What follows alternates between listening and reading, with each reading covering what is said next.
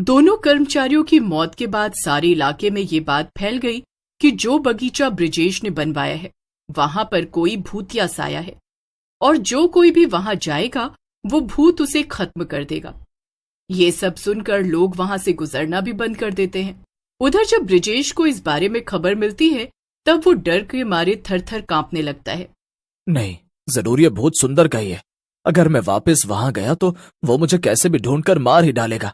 इससे बेहतर तो यही होगा कि मैं यहीं फॉरेन में रहकर अपना बिजनेस करूं, कम से कम जिंदा तो रहूंगा।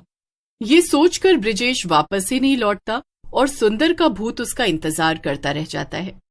एक रात सुंदर का भूत कर सोच रहा था, इतना समय बीत गया और वो ब्रिजेश वापस ही नहीं लौटा।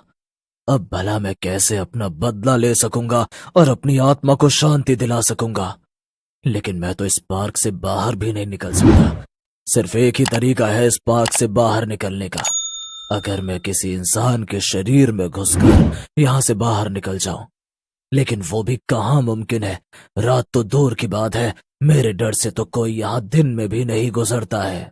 सुंदर का भूत बैठे बैठे ये सब सोच ही रहा था कि तभी उसे कुछ आवाज सुनाई देती है। पार्क के बाहर सड़क पर एक नशेड़ी आदमी लड़खड़ाते जा रहा था। उसे देखकर भूत को एक तरीका सूझता है। वो पार्क के अंदर ही एक सुंदर लड़की का रूप ले लेता है और फिर उस आदमी को आवाज लगाकर कहता है, क्या तुमने मुझे आवाज लगाई? तुम तो बहुत ही सुंदर लड़की हो। तुम आधी रात को इस भूतिया पार्क में क्या कर रही हो? क्या तुम जानती नहीं ये भूतिया है? आदमी तुरंत पार्क के अंदर घुस जाता है और लड़की को उठाने के लिए आगे बढ़ता है, लेकिन तभी लड़की वापस भूत में बदल जाती है। भूत भूत बचाओ, हम भागो। ये सुंदर लड़की भूत में कैसे बदल गई? लेकिन इससे पहले आदमी भाग पाता, भूत उसके शरीर में घुस जाता है और पार्क से बाहर आ जाता है। वाह वाह वाह वाह वाह, मैं तो बाहर आ गया। लेकिन अब क्या करूं? किसकी मदद लूं और उस ब्रिजेश तक कैसे पहुंचूं? हाँ, एक काम करता हूं, सबसे पहले मोहिनी के पास जाता हूं। मोहिनी मरने से पहले सुंदर की पत्नी थी। अब सुंदर के भूत के पास आखिरी रास्ता यही था कि वो मोहिनी के पास जाता और उससे मदद लेता। भूत जल्दी से अपने घर पहुंचता है और खिड़की से अंदर जाकर देखता है। अंदर मोहिनी और बच्चे सो रहे थे। भूत उस आदमी के शरीर से बाहर आ जाता है और तभी वो आदमी डर के मारे वहां से भाग जाता है। भूत घर के अंदर चला जाता है और धीमे से मोहिनी को उठाता है। मोहिनी, उठो, उठ जाओ मोहिनी। मोहिनी की जैसे ही आंख खुलती है, भूत को अपने सामने देखकर वो चिल्लाने लगती है, लेकिन भूत उसे शांत करा देता है। चुप हो जाओ मोहिनी, वरना बच्चे जाग जाएंगे। मैं सुंदर हूं, मैं मरने के बाद एक भूत में बदल गया हूं। ये सुनकर मोहिनी शांत हो जाती है। ये सब तुम क्या कह रहे हो? क्या सच में तुम मेरे मरे हुए पति सुंदर हो?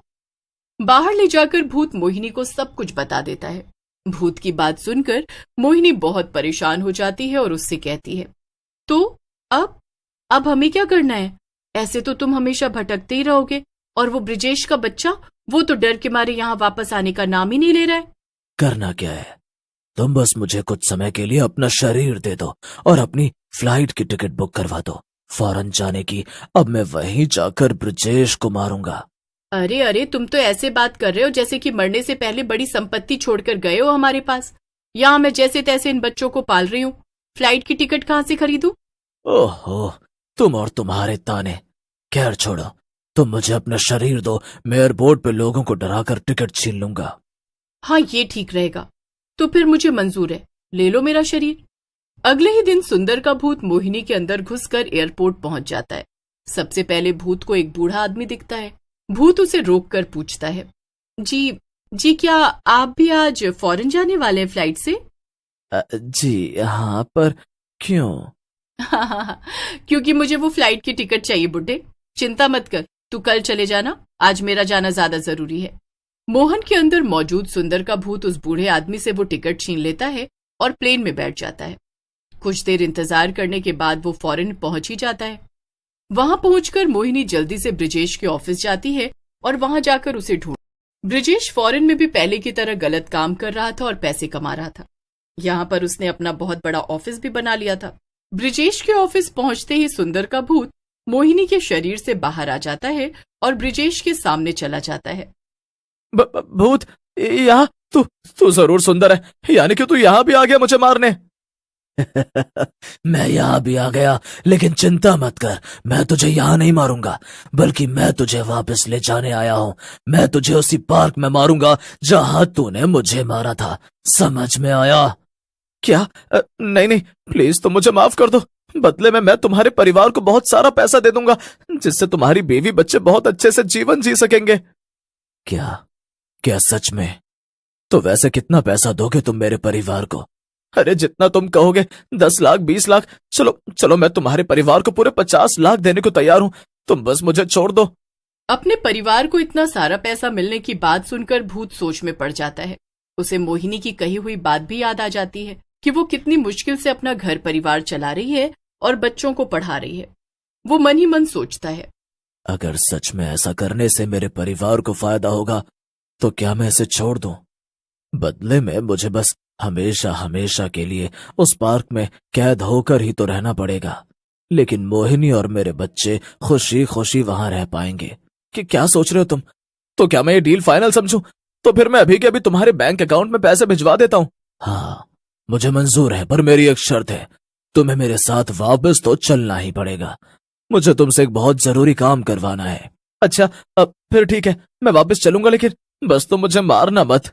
भूत ब्रिजेश को अपने साथ वापस ले आता है। फिर वो मोहिनी को ब्रिजेश से बहुत सारे पैसे भी दिलवा देता है, जिससे मोहिनी अच्छे से रहने लगती है। लेकिन अभी भी एक काम बाकी था। पार्क के लोग अभी भी पार्क को भूतिया ही समझ रहे थे और कोई भी वहां जाने से डर रहा था। साथ ही साथ पार्क के झूले अभी भी खराब थे। अगर कोई वहां जाता भी तो उसे चोट लग जाती। तो अब मैं वापस जा सकता हूँ क्या?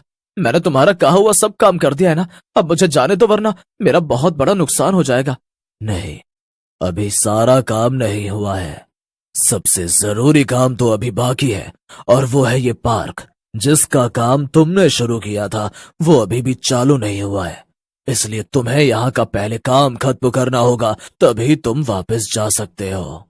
ओफ, ये मैं आखिर कहाँ आकर फंस गया हूँ? ये पार्क ठीक करवाने में तो बड़ा समय लग जाएगा। अब ये भूत तो मुझसे अपनी मनमानी करा रहा है।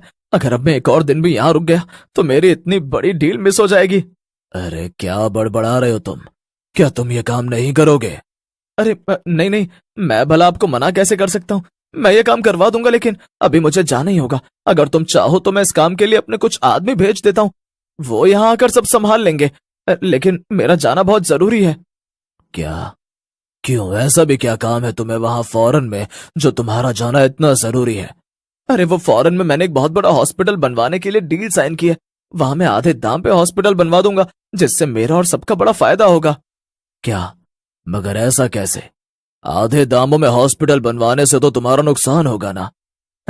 अरे नहीं, मेरा तो फायदा ही फायदा है। मैं यहाँ से झोला छाप डॉक्टर ले जाऊंगा और वहां के लोग आकर उनसे महंगा महंगा इलाज करवाएंगे। साथ ही साथ मैं हॉस्पिटल को बनाने में सस्ता सामान इस्तेमाल करूंगा। क्या? तो ये है तुम्हारा प्लान? हाँ, चलो अब मैं चलता हूँ, और पार्क सही करवाने के लिए मैं किसी को भेज दूंगा। इतना कुछ हो जाने के बाद भी तुझे अक्ल नहीं आई ब्रजेश के बच्चे? अभी भी तेरा लालच तेरे सर पर चढ़ा हुआ है। तेरी वजह से मेरी जान गई, और तू यहाँ पार्क बनवाकर न जाने कितने ही लोगों को नुकसान पहुंचाना चाहता था। जब मैंने तुझे यहाँ से डरा कर भगा दिया, तो अब तू दूसरी जगह जाकर लोगों को नुकसान पहुंचाना चाहता है। तेरे जैसे इंसान कभी नहीं सुधर सकते।